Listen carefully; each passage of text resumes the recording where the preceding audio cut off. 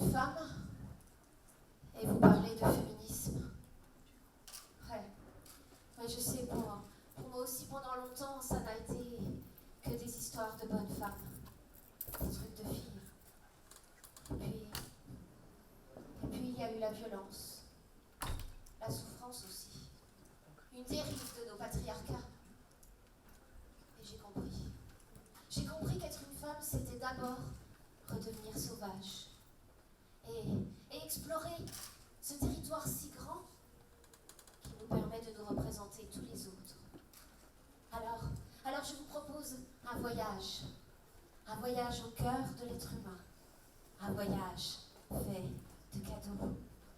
Voilà toute mon histoire. Au début était un monde qui fait tellement de bruit. Dans ce monde, je traversais la vie en wagon de première classe, au rythme du toujours plus, toujours plus vite, avec vous, les gestionnaires, les cartésiens et autres prophètes du rationnel, des fous de grandeur, des fous de petitesse.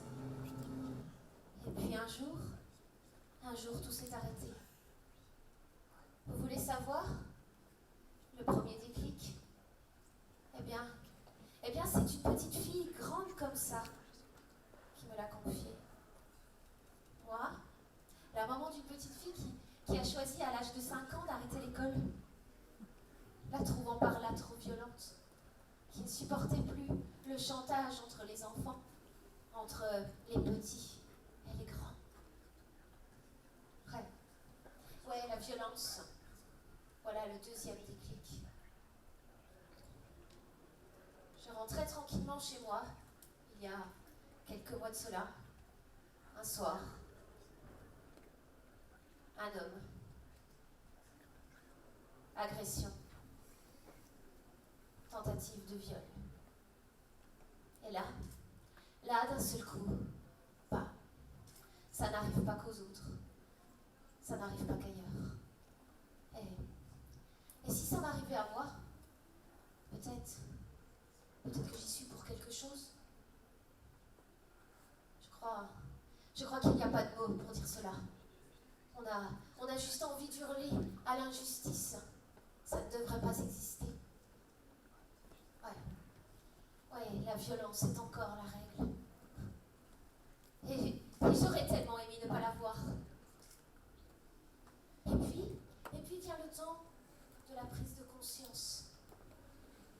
Toute cette violence, elle était d'abord en moi, comme dans la plupart de nos relations. Regardons-nous dans nos vies. La domination, vouloir le pouvoir sur l'autre, se soumettre, le convaincre, savoir mieux que lui ce qu'il doit faire, se laisser dire qui on doit être.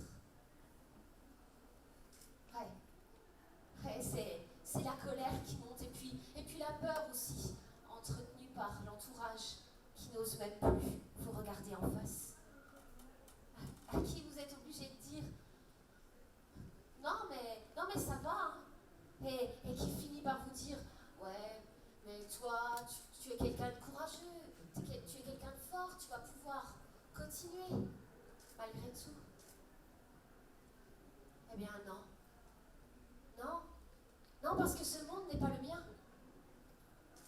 Une institutrice a dit un jour à ma fille, notre société est violente, il va falloir que tu t'habitues. Non, c'est un mensonge.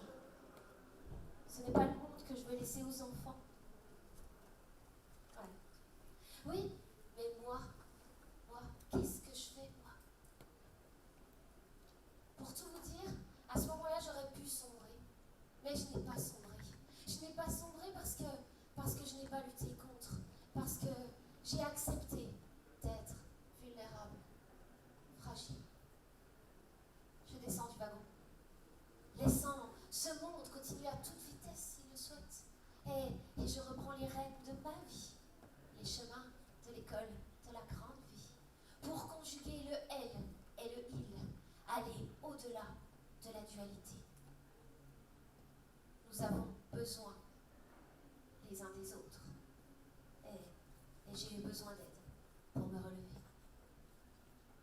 c'est une déclaration d'interdépendance radicale. Parce qu'il nous faudra bien terminer la guerre. Je suis un être vulnérable, fragile. Et je dépose aujourd'hui les armes devant vous pour venir vous dire qu'il n'y a pas d'homme et qu'il n'y a pas de femme. Que nous vivons emprisonnés dans des stéréotypes qui génèrent beaucoup de violence et beaucoup de souffrance de part et d'autre, défendant à l'un d'être sensible et à l'autre d'être fort. Je prends les devants. Il faudra bien terminer la guerre.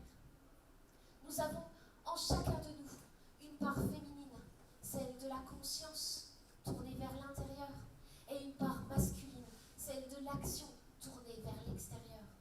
Et nous sommes les deux, n'excluant pas les différences, mais les dépassant, n'excluant pas de renoncer à l'égalité des chances, ni même de diminuer l'importance du progrès social, mais d'accéder à ce progrès au passage.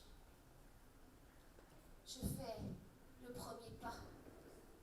Les valeurs féminines de partage, de coopération, d'intérêt général appartiennent à l'humanité tout entière. Et finalement, leur sens est un sens total. Nous en avons tellement besoin. Et nous avons besoin également des valeurs masculines pour passer à l'action, matérialiser ces valeurs. Et c'est à l'équilibre qu'il faut tendre. La voilà ma conscience nouvelle, la voilà l'alliance inédite. Et c'est d'abord une question de choix, de décision.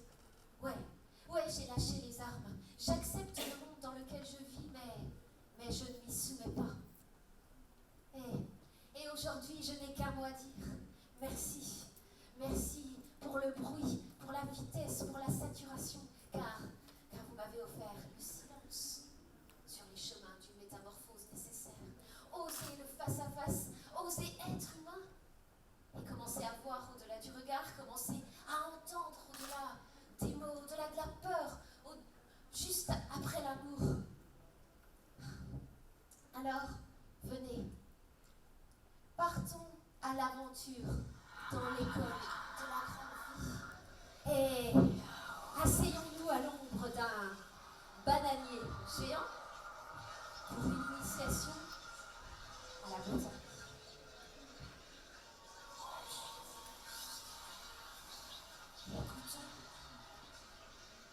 Écoutons le silence des grands arbres, leur sérénité immobile.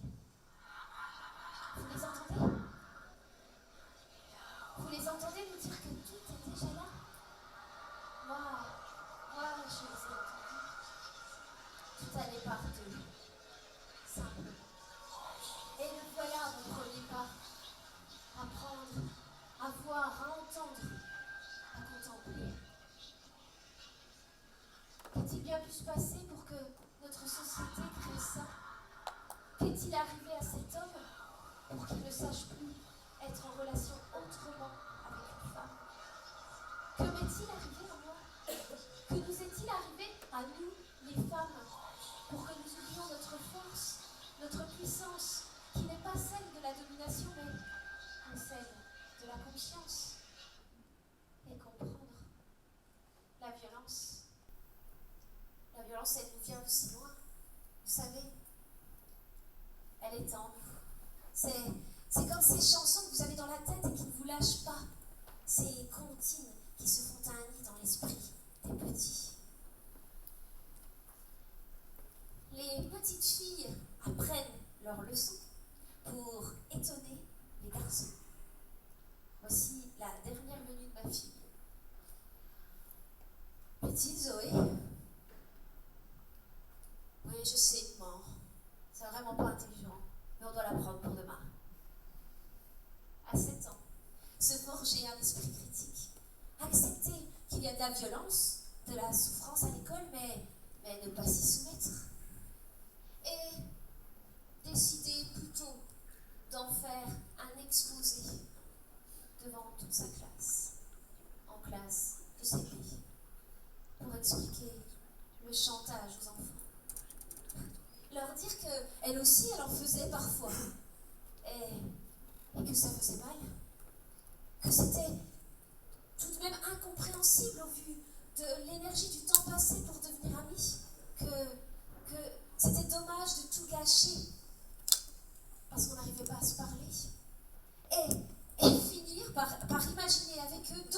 manière d'être en relation.